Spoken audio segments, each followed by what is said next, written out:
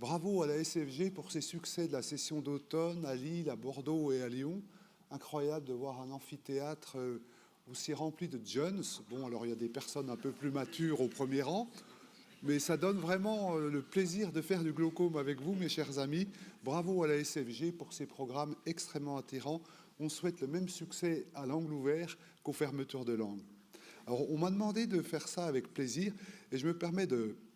Je suis un ambassadeur de la European Glaucoma Society, comme plusieurs d'entre nous, et vous savez qu'on a un grand meeting où vous êtes tous invités à Bruxelles fin mai, début juin, où vous seront donnés la 6e édition des Guidelines. On est 3 Français à avoir cet ouvrage, Cédric Schweitzer, Yves Lashkar et moi-même.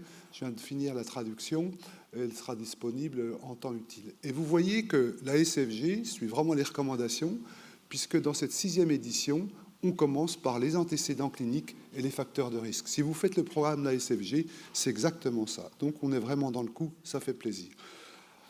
Un petit topo pour Cécile. J'aime bien ce papier de Harry Quigley qui met en garde contre les facteurs de risque. Les facteurs de risque ne sont pas une causalité. C'est ce qu'il met à la fin. Et il dit, ça a quelque chose à voir, mais malgré tout, ce n'est pas une très bonne idée de mettre le terme de cause sous un facteur de risque, car comme l'a bien dit Cécile, qui est mon mentor en termes d'épidémiologie, association does not mean causality, en bon français. Donc, voilà toutes les questions qu'on doit poser. Je n'ai pas le temps de les détailler, mais c'est ce qu'on fait tous les jours. Et vous voyez que dans cette nouvelle édition, c'est extrêmement détaillé. Moi, je voudrais attirer l'attention des Jones sur la corticothérapie cachée. Le suivi, j'en parlerai pas, c'est la première. Voilà un collègue de notre labo, de l'INRAE, où j'étais à Dijon auparavant, qui avait été vu 3 ans auparavant, on le revoit 3 ans plus tard pour ses lunettes, et voilà comment est sa papille du côté gauche. Il a une maladie de Vidal dans le nez, et il a mis pendant 2 ans des gouttes dans le nez. Donc vous voyez, comme toutes ces choses-là, l'interrogatoire nous échappe dans un premier temps, le psoriasis, enfin des choses comme ça pour la corticothérapie. N'oubliez pas ça. On peut se référer à d'autres références que le GS, par exemple les Preferred Practice Patterns que vous pouvez télécharger gratuitement sur l'American Academy of Ophthalmology sur son site, et vous voyez qu'on retrouve à peu près les mêmes choses, donc qui sont classiques sur les antécédents familiaux, etc. Et je vais vous détailler ça en détail. Ça, c'est le follow-up, j'en parle pas. J'ai quitté Dijon et j'ai donc dû faire mes valises. On m'a demandé de replier un peu mes gaules et je me suis, ce qui est normal d'ailleurs, hein, surtout quand on voit la grâce de mon cher Louis qui vient après. En fait, on a passé beaucoup de temps à faire des photocopies, hein, les gens de notre génération. Et donc, j'ai éliminé un tombereau de photocopies. Voilà à quoi on passait notre temps. Et ça, c'est mon dossier facteurs de risque. Et vous voyez, en fait, on peut s'intéresser à plein de facteurs de risque, mais néanmoins, il y en a 5 essentiels qui sont reconnus par l'evidence-based literature. Ça ne veut pas dire que les autres n'ont pas d'intérêt, mais ce sont des associations. Et dans cette 6e édition, il est bien précisé que, vous voyez, ce sont les 5 que je vais vous détailler maintenant, avec les données de littérature sur le diabète, l'hypertension artérielle, le syndrome de Raynaud, etc., etc. Eh bien, il n'y a pas de preuves convaincantes, simplement des associations. Et pourquoi ? Parce que, par exemple, dans l'apnée du sommeil appareillé, par exemple, vous avez des papiers qui vous disent « Oh ben oui, alors c'est vraiment, comme on dit, très significatif ». C'est une faute énorme que de dire « très significatif », c'est significatif ou ça ne l'est pas. Et puis il y en a d'autres qui vous disent exactement le contraire. Donc on ne peut pas faire une loi générale sur des contradictions pareilles. Le seul truc qui peut être intéressant aujourd'hui, je vous en reparlerai dans 2 secondes, c'est le lien entre la pression artérielle et la pression intraoculaire. Et puis, dans l'American Academy, les patterns, alors on trouve plein de trucs, dont un peu des sophismes, comme la cornée mince. Non, la cornée mince, ce n'est pas un facteur de risque du glaucome. Il y a quelques papiers qui ont trouvé des associations, mais il ne faut pas perdre son temps avec ça.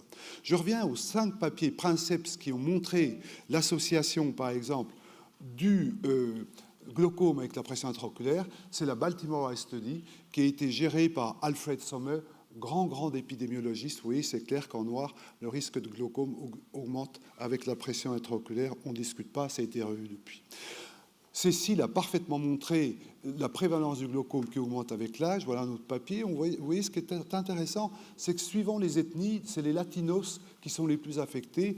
Nous, dans Montrachet, on avait montré, population moyenne, une prévalence de glaucome à 10% pour 82 ans. Et dans Aliénor, c'était très légèrement inférieur, mais les patients étaient plus jeunes. Donc, c'est tout à fait cohérent pour nos populations.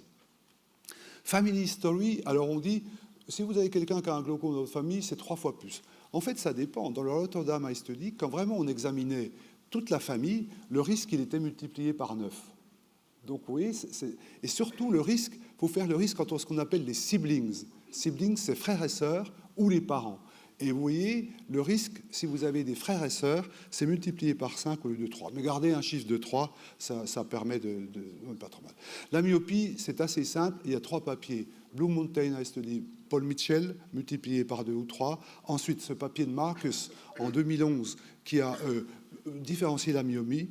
Mais pour revenir à ce qu'a dit tout à l'heure Cécile, cette méta-analyse publiée en 2022 de Ha a montré qu'il y avait un aspect de dose-réponse avec la myopie. Et effectivement, plus on est myope, plus on a de risque d'avoir un risque de glaucome. Et je vous conseille de rester à l'adage de notre cher Jonas, un de mes grands mentors également, comme Cécile, tout myope et glaucomateux jusqu'à preuve du contraire. Et puis également, alors, les mélanodermes. Alors, les mélanodermes, je vous montre également une grande épidémiologiste, c'est Christina Leske. Christina Leske, c'est qui a fait la Barbados Eye Study et également le MGT avec Anders Hale. Et en discutant avec elle à un meeting qui était organisé aux Antilles par notre ami Joyau, elle m'avait donné son hypothèse, pourquoi les mélanodermes ont plus de risques de glaucome.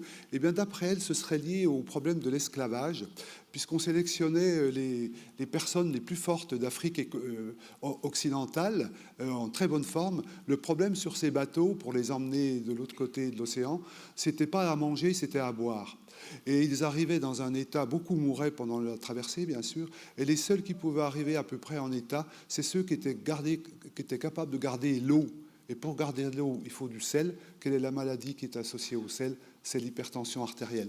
Pour revenir à l'eCube consortium qu'a créé Cécile il y a quelques années, vous voyez encore une étude avec Anthony Kawaja qui montre cette association linéaire entre la pression artérielle et la pression intraoculaire. Ça demande vraiment du plus. Je termine pour rester dans les temps. Conclusion, c'est très bien de commencer par les facteurs de risque.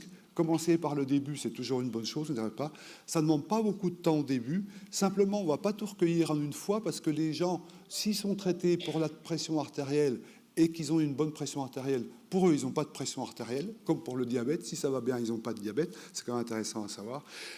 L'association n'est pas causalité, cette fois en français que tout le monde peut comprendre, il n'y a pas de problème.